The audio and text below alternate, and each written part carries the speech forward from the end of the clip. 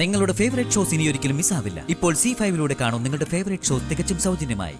Sir ഈ കമ്പനിയുടെ മുതലാളിയായിരുന്നിട്ട് ഇപ്പൊ സാറിന് ദുര്യോഗം വന്നല്ലോ.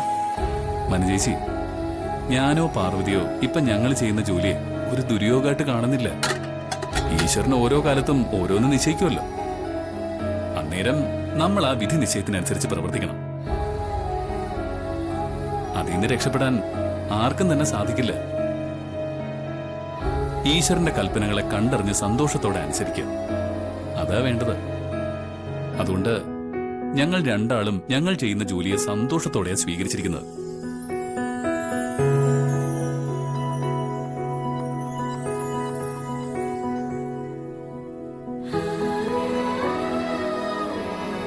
മേഡം, പ്രഭാവതി മേഡത്തിന് ഒരു ചായ വേണം.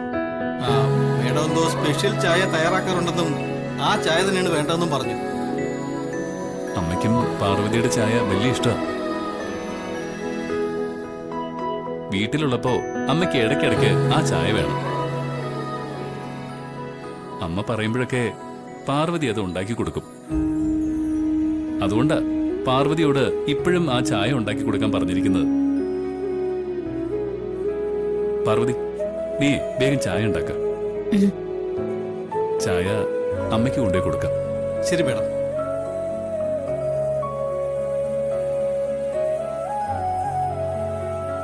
ചായ ഞാൻ കൊണ്ടുപോയി കൊടുക്കാം.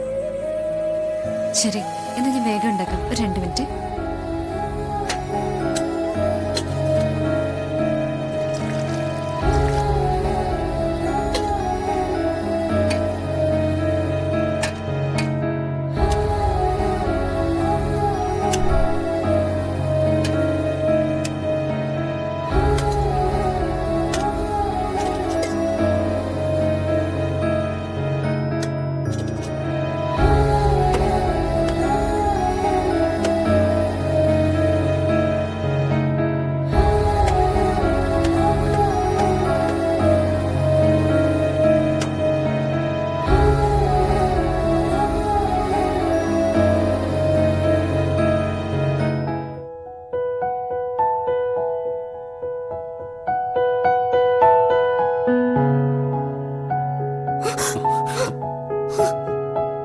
സാർ, എന്താ ഇത് നമ്മുടെ വീടല്ല, ഓഫീസാ.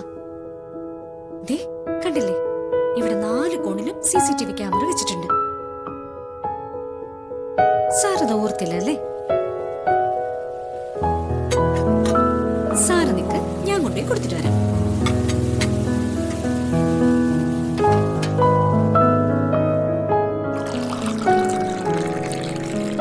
എടോ വേണ്ട, ഇതേ ഞാൻ കൊണ്ടുപോയി കൊടുക്കാം. താനിക്ക് തന്നെ.